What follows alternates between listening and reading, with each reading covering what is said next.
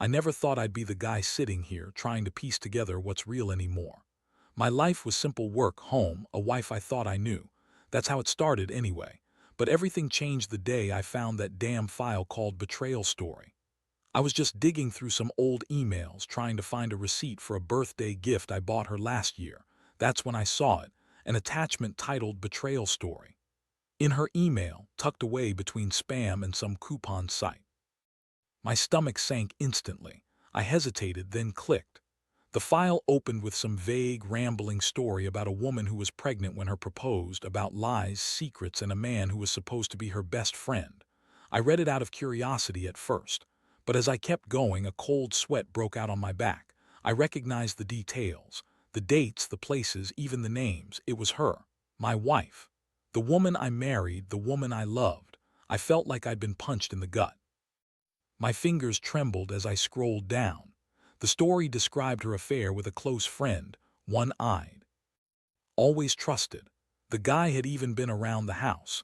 I remembered little things now, her quick glances when they talked, the way she'd brush past me when he was around. I'd always thought she was just busy or tired. Now, it looked like she'd been hiding something bigger. The part that made my jaw tighten was the line about the pregnancy. She wrote that she was pregnant when he proposed, that she didn't tell him at first. I read it over and over, trying to convince myself it was some sick joke, some twisted fiction, but it was.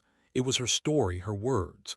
I could feel my fists clenching, my nails digging into my palms. I closed the laptop hard. My clothes felt heavy, like I was wearing a suit of steel. That's when I saw the small plastic bag on the kitchen counter. I don't know why I didn't notice it before, but it was there, half hidden behind some fruit. I picked it up. Inside was a used pregnancy test, one that had been recently taken. It was positive. The test had her name on the box, and I knew it was recent because the date stamp was yesterday. The room started spinning. My mind raced. How long? How many times had I been blind? How much had I missed? My stomach twisted into knots. I could feel my heart pounding so loudly I was afraid someone outside could hear it. I wanted to scream, I wanted to cry, but all I could do was stand there, staring at the evidence of her lies. I called her name. Lisa. My voice cracked hoarse. She was in the bedroom, maybe trying to pretend everything was fine. She came out, eyes darting like she was caught in a trap. "What's wrong?" she asked, innocent enough. I held up the pregnancy test and the file. Her face went pale, then red with anger. "Where did you get that?" she demanded, voice shaking. I took a step closer. "Don't lie to me, I know everything, the file, the test, the secret you've been hiding." Her eyes flicked away, then back. She was trembling, but she tried to keep her composure. "You don't understand, it's not what you think." "Oh, I think I understand just fine. You're cheating on me with my best friend, and you're pregnant with his child." "That's what I understand," I spat, my voice low and dangerous. Her lips parted and she looked like she wanted to say something, but no words came out. Instead, she just stared at me, her face a mask of guilt and defiance. That's when something in me snapped. I knew I had to do something. Not just walk away and pretend it didn't happen. No, I needed a plan. A way to make her feel the consequences of her betrayal, something she'd remember for the rest of her life. I took a deep breath, trying to steady my trembling hands. I looked her straight in the eyes and said, "This isn't over, not by a long shot." And that's when I realized I'd never trust her again. I'd have to find my own way to make her pay. The question was just how far I was willing to go. I spent the next few hours locked in my head, replaying everything I just learned. The smell of coffee still lingered in the air, but I couldn't taste it. My stomach was tight, clenched with anger and betrayal. Every breath felt shallow, like I was suffocating beneath the weight of her lies. She stayed silent most of the time, sitting on the edge of the bed with her hands clasped tightly in her lap. Her eyes kept darting to the pregnancy test, then away. I could see the flicker of guilt trying to hide behind her facade, but mostly she looked defeated. I finally broke the silence. "How long has this been going on?" I asked, voice flat but tinged with rage. She hesitated, then whispered, "A few months." "Months," I repeated, voice rising. "And you didn't think I deserved to know, that I had a right to hear the truth?" She looked down, tears pooling in her eyes. "It wasn't supposed to happen like this. I didn't mean for you to find out like this." "Too late for that," I said coldly. You've been lying to me for months, hiding a pregnancy and probably more. What else aren't you telling me?" She sobbed then, her shoulders shaking. "Please, I didn't want to hurt you. It's all a mistake. I was scared and I didn't know how to tell you."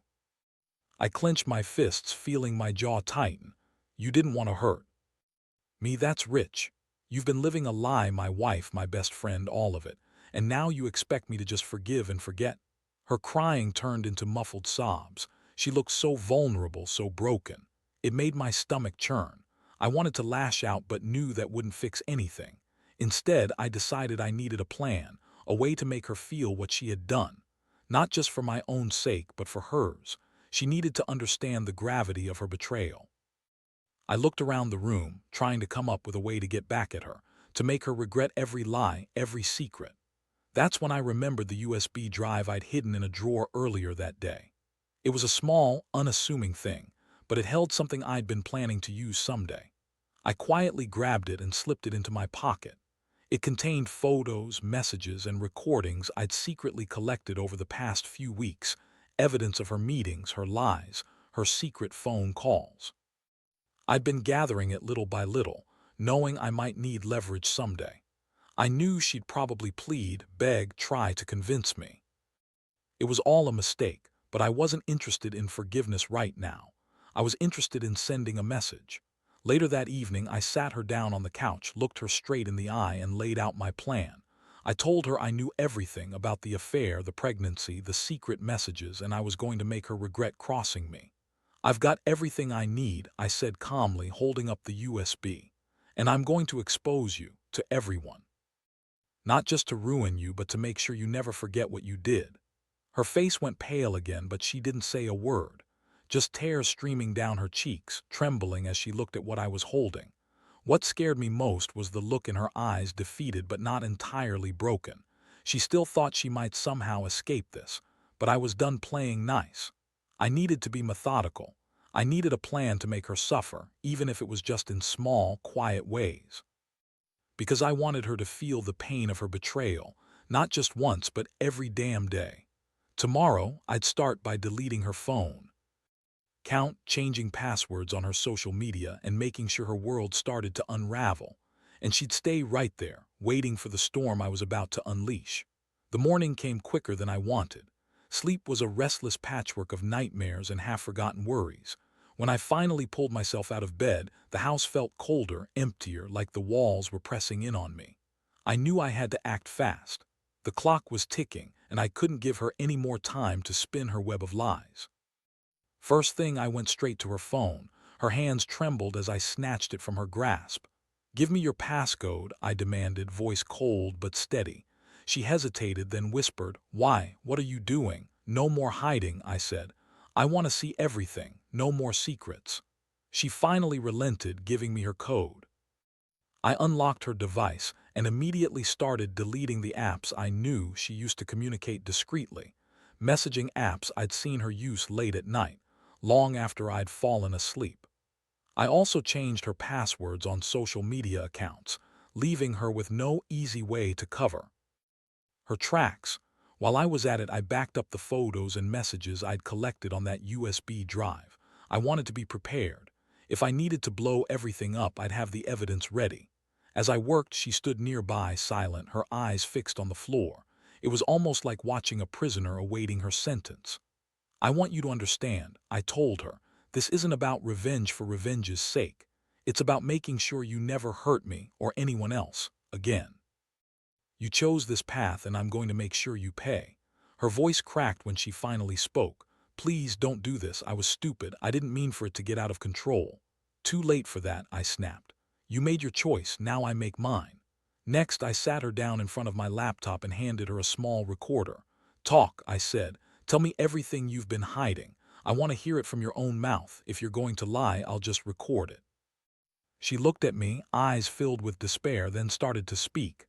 Her voice was shaky, but she spilled all the details about her meetings, the affair, the pregnancy, everything. She even admitted that she'd considered ending it all if I found out. The room grew heavy with silence after she finished. I took the recorder and made a copy of the file, then put everything into a folder labeled evidence. I could feel my jaw tighten as I watched her. You think I'll forgive you after this, after everything you've done? She shook her head violently. No, I know I don't deserve it, just. Please don't ruin my life. I'd already made up my mind. I was done playing the gentleman. It was time to make sure she understood the consequences. Later that afternoon, I set my plan into motion. I went to her family's house and left a carefully crafted letter on their doorstep. Nothing overtly incriminating, just enough to make them question her. I didn't want to destroy her entirely, just enough to shake her up, make her realize I wasn't going to be manipulated or dismissed. My mind was racing with the next steps. I knew I couldn't just storm into her workplace or confront her publicly. That would be too messy, too obvious. Instead, I decided to start small, a series of subtle moves to make her life uncomfortable, to chip away at her confidence until she felt the weight of what she'd lost.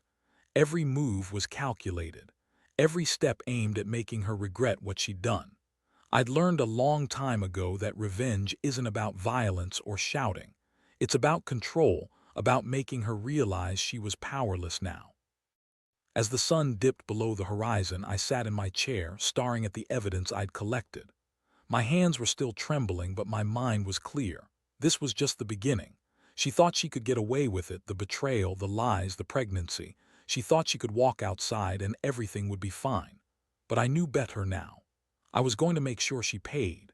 And when she finally understood that, when she felt the cold, hard reality of what she'd done, I'd be ready to end this chapter. The next few days were a blur of calculated moves and silent tension. I kept my face cold, my actions precise. Every interaction with her was measured, small, controlled, and deliberate. I didn't want her to see how much I was hurting inside, but I also knew I couldn't keep this bottled up forever. I started by cutting off her access to the bank accounts. One by one, I changed passwords, transferred funds, and set up alerts to watch her reactions. She noticed pretty quickly when her cards no longer worked. When she asked, I just shrugged and said, "You've been careless with money. Maybe you need to think about your priorities." Her face flushed with anger and frustration, but she didn't argue. Instead, she just muttered under her breath, "You're overreacting." I knew better. This was just the surface. The real damage was coming, slow and steady, just like I planned. One night, I took the USB evidence and created a simple presentation. I added timestamps, screenshots of her secret messages, photos of her with her lover, and the pregnancy test results. I wanted her to see everything in one go, to feel the weight of her betrayal in a single, devastating moment. The next morning, I confronted her again. She was in the kitchen, trying to pretend everything was normal, but I wasn't in the mood for games.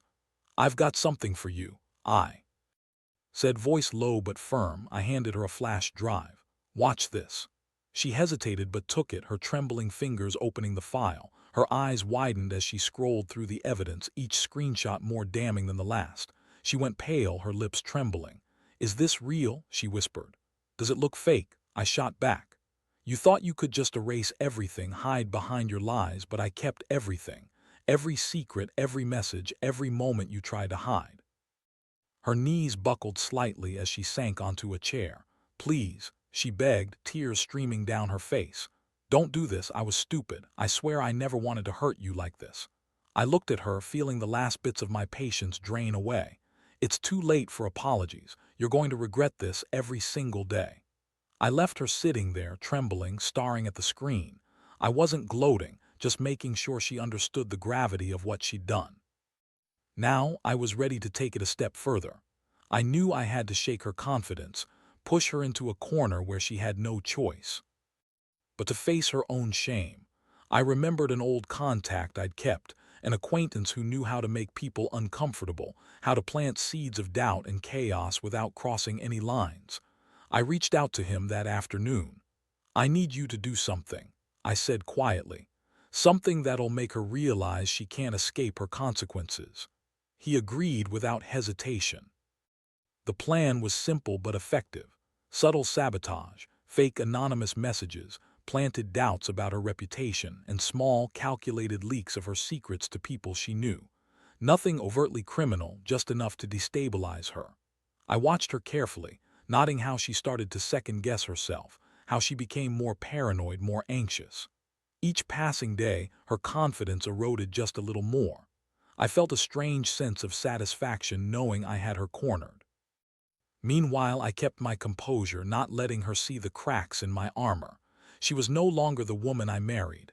She was scared, vulnerable, cornered, and I had to make sure she stayed that way. That night, I told her I was leaving for a few days on a business trip. She looked relieved, almost grateful, but I knew. Better, this was just the calm before the storm. I packed a bag, handed her the keys to the house, and said, "Don't try to run, I'll be back soon. And when I do, I want you to be ready to face everything you've brought on yourself." As I drove away, sitting in the dark silence of my car, I felt a strange mixture of emptiness and clarity. The woman I once trusted was gone. I was rebuilding myself on the ruins of her lies. And I knew, deep down, I'd be the one walking away with the last laugh. I returned after those few days feeling like a different man. The house was eerily quiet and I could tell she'd been rattled. Her face looked tired, her eyes shadowed, like she hadn't slept properly in days. That was exactly what I wanted. I knew her nerves were fraying and that my little sabotage campaign was working. The fake messages, the rumors I'd seeded, her world was starting to crumble piece by piece. I kept my expression neutral, not showing how much satisfaction I derived from her discomfort. That evening I sat her down again. Her hands trembled as she looked. At me, I could see the uncertainty in her eyes. She realized I was no longer playing the same game. "I hope you're ready," I said softly but with an edge, "because I've got one last thing to say." Her voice barely came out. "What are you talking about?" I pulled out the USB drive and placed it on the table. "All your secrets, all your lies, everything is in here, and I'm about to make some phone calls." She tensed instantly, her breath catching. "Please don't do that. I'll do anything, anything." I interrupted, leaning forward. "You already did that. You betrayed me, broke my trust, and now it's my turn to decide what happens next." I explained my plan. I was going to send the evidence to her family, her friends, her employer, people who needed to see her true face. Not to destroy her, but to make her understand that her actions had consequences. "You're going to regret this," she whispered, tears streaming down her face. I was stupid. I didn't mean for everything to fall apart. "Too late," I said, voice cold. "You're going to face what you created." I handed her the USB and watched as she hesitantly took it. Her trembling hands felt fragile, like she might shatter at any moment. "You've got a choice," I told her. "You can come clean, face the consequences properly, or keep lying and watch your world unravel even more. But I promise you, once I start exposing everything, there's no going back." Her face twisted in anguish. "Please," she begged, voice cracking. "Just don't ruin me. I'll do anything, just don't do this." I looked at her, feeling a strange mixture of pity and disgust. "You made your bed," I said quietly. "Now it's time to lie in it." After I left her alone that night, I knew I had to act fast. Tomorrow would be the day I finally pushed the button. I'd already prepared the emails, the texts, the social media posts, everything that would make her life a living hell. The thought made my stomach turn, but I also felt a strange sense of relief. I was finally taking control. After all the lies, the betrayal, and the heartbreak, I was reclaiming what was mine, my dignity, my future, and my revenge. I sat in my car outside the house, watching the dark windows, and took a deep breath.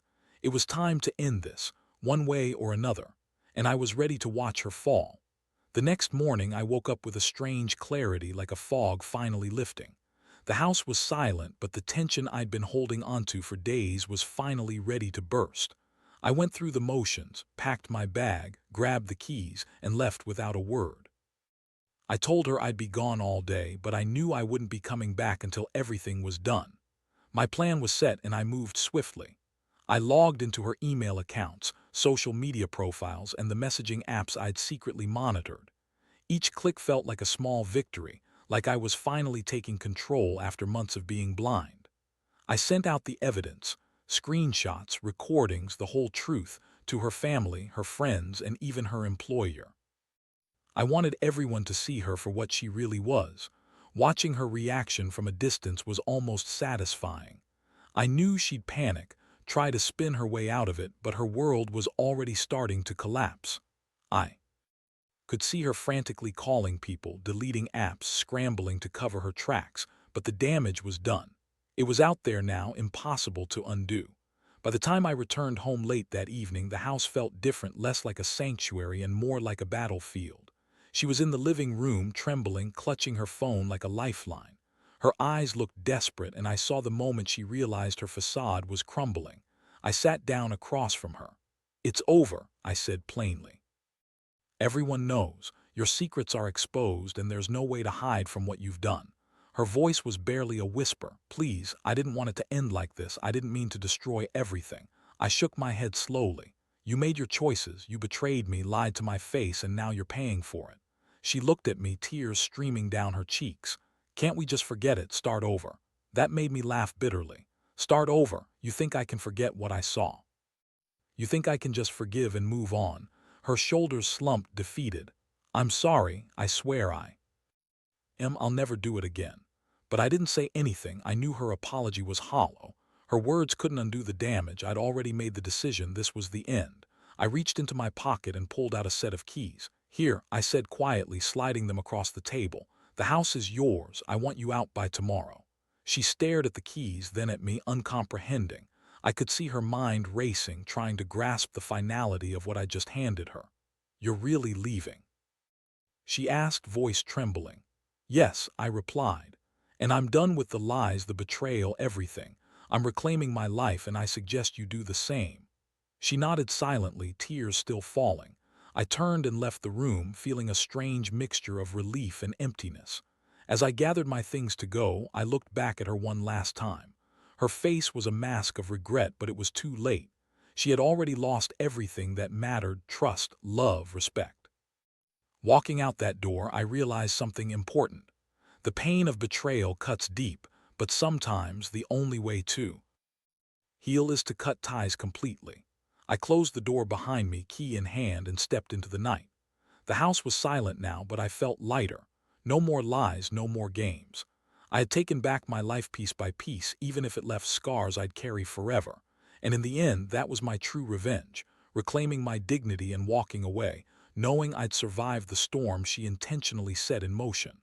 Sometimes betrayal isn't about revenge. It's about knowing when enough is enough.